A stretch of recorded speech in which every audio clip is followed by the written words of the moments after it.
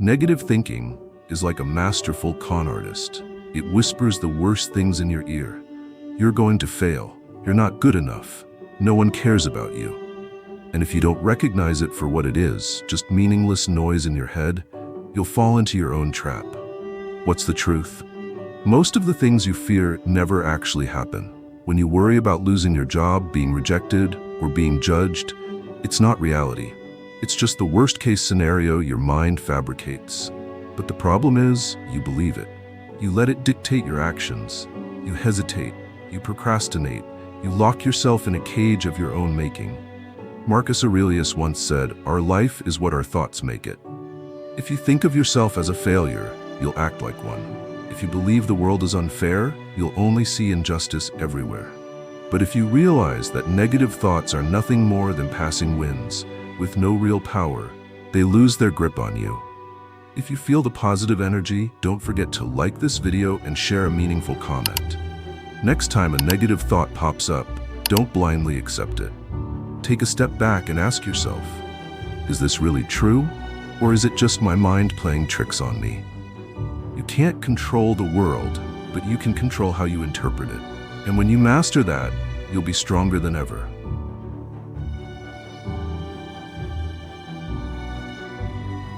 It might sound counterintuitive, but if you want to control negative thinking, you need to confront it, not avoid it. Most people get consumed by fear because they try to suppress or soothe themselves with comforting lies. They tell themselves, everything will be fine, but deep down, they're still anxious. Stoicism takes the opposite approach. Instead of running from fear, you face it head-on.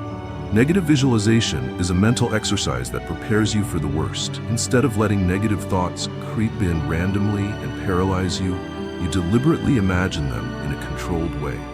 Seneca once said, "Set aside a certain number of days during which you shall be content with the scantiest and cheapest fare, with coarse and rough dress, saying to yourself all the while, 'Is this the condition that I feared?'" This practice helps you detach from external circumstances and build mental resilience against adversity. Try this simple exercise. Close your eyes and imagine losing your job, your possessions, or even a loved one. Feel the pain vividly. Picture yourself having nowhere to go, no money, and being abandoned by everyone. What would happen? Would you die? No. You would get back up and keep going. You would find solutions. You would adapt. And then, when you open your eyes and realize that none of it has actually happened, you will feel grateful for what you have. The point isn't to torture yourself. It's to mentally prepare so that when hardship comes, you're not caught off guard. When you've already tasted loss in your mind, reality won't seem as terrifying. The minor inconveniences of daily life, traffic jams, losing your phone, someone talking behind your back, will no longer shake you. You'll become calmer, stronger, and less affected by trivial worries. When practiced regularly, this technique builds an iron mindset. You stop obsessing over things you can't control. You become ready for whatever comes your way, because in your mind, you've already been through it.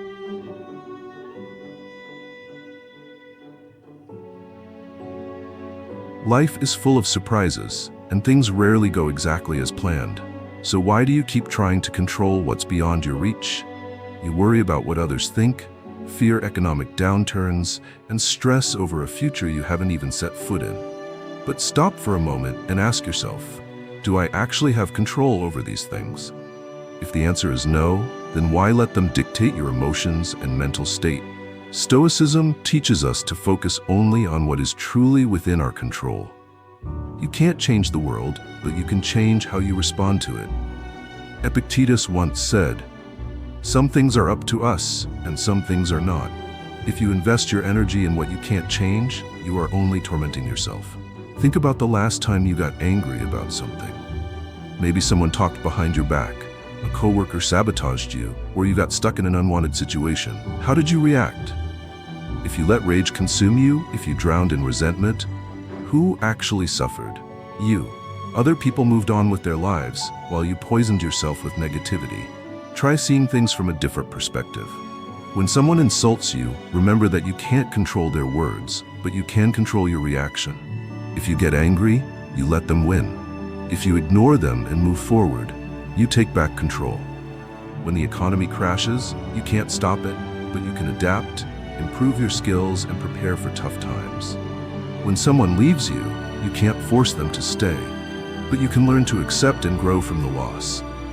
The world is filled with things you can't control, but instead of feeling powerless, focus on what you can do. You can't control the weather, but you can bring an umbrella when it looks like rain.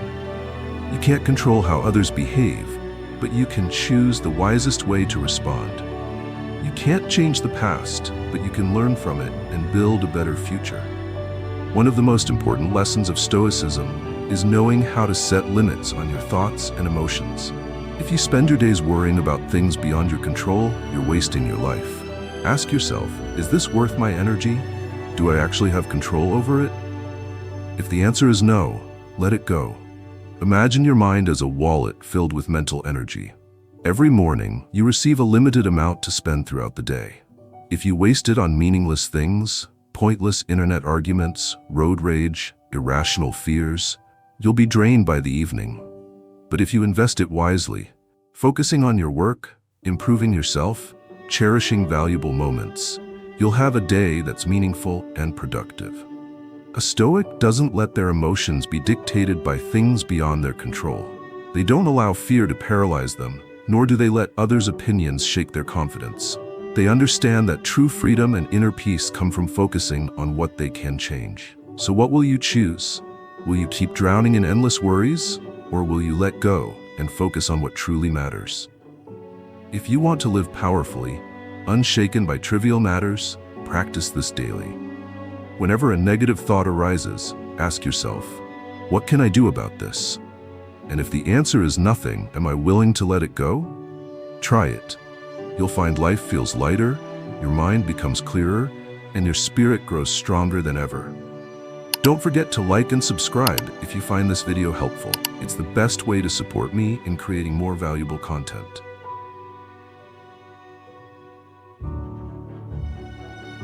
Have you ever noticed that most of the time we spend worrying does absolutely nothing to help us?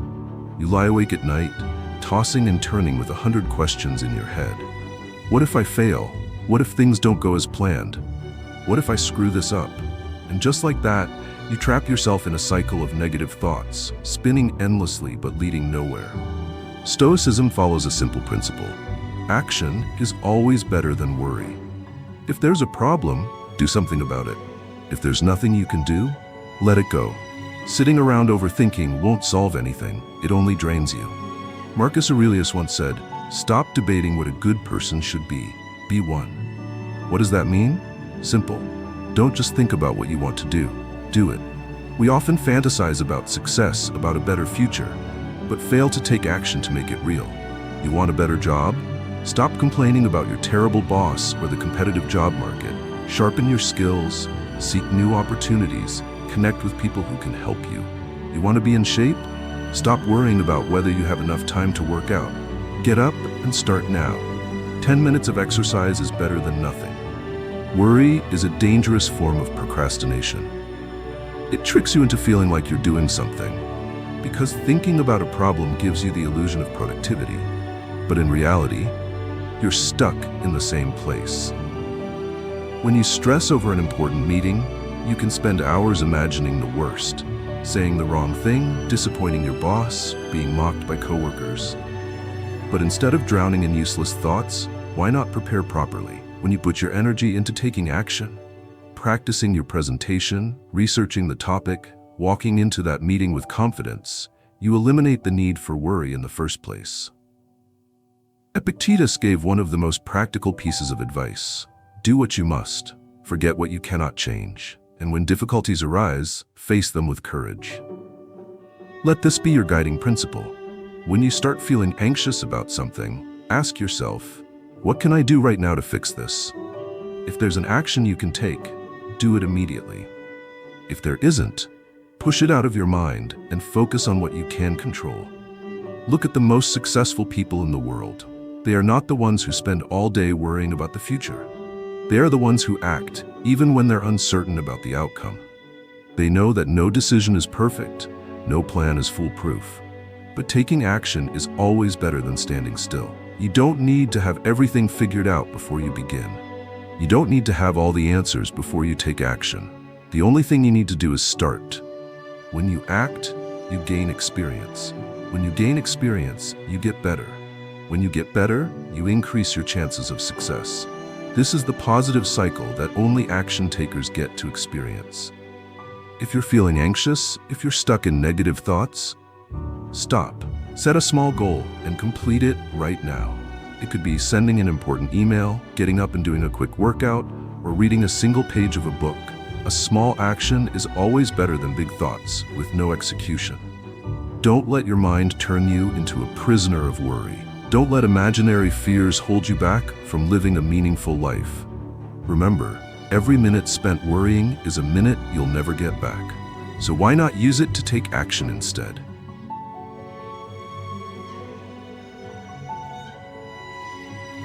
Negative thoughts don't just appear out of nowhere. They are fed by the words you use and how you communicate with yourself.